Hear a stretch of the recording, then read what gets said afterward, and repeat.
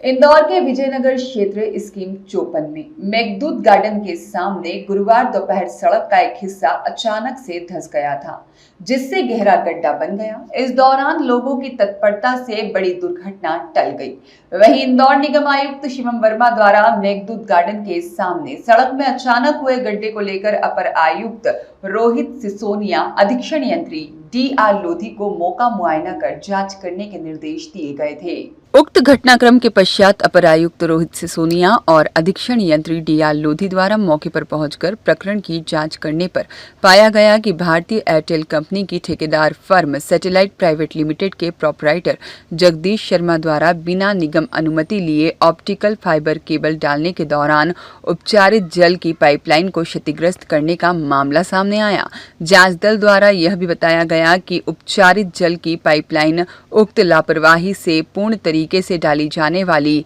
HDD pipe के कार्य के दौरान क्षतिग्रस्त होने से लाइन में लीकेज हुआ है और मिट्टी कटाव और धंसने के कारण देखते ही देखते बड़ा गड्ढा होता चला गया। वहीं निगम आयुक्त शिवम वर्मा द्वारा संबंधित फर्म के विरुद्ध कड़ी कार्रवाई करने के निर्देश दिए गए, जिसके तहत ऑप्टिकल फाइबर केबल के 3 बंडल और अन्य सामग्री मौके से जब्त की गई है और संबंधित ठेकेदार कंपनी से राशि ₹3 लाख वसूल किए जाने संबंधित फर्म को नोटिस भी जारी किया गया है। इसके साथ ही आयुक्त वर्मा के निर्देश पर संबंधित कंपनी और ठेकेदार के विरुद्ध थाना विजयनगर में FIR दर्ज करने संबंधित जोन स्तर से पत्र भी प्रेषित किया गया है। ये कल का जो घटनाक्रम एवी रोड पर अपना मेघदूत गार्डन के सामने घटित हुआ,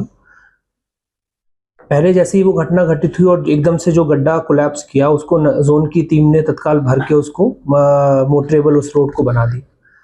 कमिश्नर महोदय ने जो निर्देश हमें दिए थे वो इसकी और गंभीरता से जांच करने के दिए थे, क्योंकि इसमें बहुत बड़ी जनहानि हो सकती थी। तो जो जांच मैंने और अधीक्षण यंत्री लोधी जी ने की, उसमें एक बात सामने आई कि एक मेसर्स भारतीय एयरटेल लिमिटेड वहां पर अपनी HDD की लाइन ले कर रहे थे। जब तफ्तीश की गई कि क्या इन्होंने विधिवत परमिशन ली थी, तो पाया गया कि इन्होंने विधिवत परमिशन उसकी अभी इनको नहीं प्राप्त हुई थी और इन्होंने जल्दबाजी में अपना काम स्टार्ट कर दिया था। तो जब हमने रिपेयर करने के लिए वो हमारी रीयूज की लाइन खोदी, तो हमने देखा कि इनका जो बूम रहता है उसकी थ्रस्ट जब लगी तो वो हमारा पाइप पूरा का पूरा वहाँ से डैमेज हो गया। और चूंकि ये 300 मिलीमीटर की रीयूज की लाइन है, तीव्रता से इसमें पानी जाता है, तो जैसे ही वो जब डैमेज हुआ तो जो पानी लीक फोर्स से जो पानी लीक होकर बाहर आया, उससे भूमि कटाव वहाँ पर हुआ है, जिससे भूमि कटाव के होने से वहाँ पर एक सिंक टाइप का बना और वो कोलैप्स करके गड्ढा निर्मित हो गया। मौके पर जो ये काम कर रहे थे, तो हमने वहां से 3 बंडल इनके पाइप के जब्त किए हैं, जिसकी राशि 60,000 तकरीबन बनती है। नगर निगम ने जो रिपेयर में पूरा काम किया है और जो हमारा पाइप रिपेयर होगा उसका तकरीबन 3 लाख का कॉस्ट आएगा, जो भी हम इन प्राइवेट इंडिविजुअल से हम वसूल करेंगे। साथ ही साथ चूंकि जनहानि भी वहाँ हो सकती थी, इससे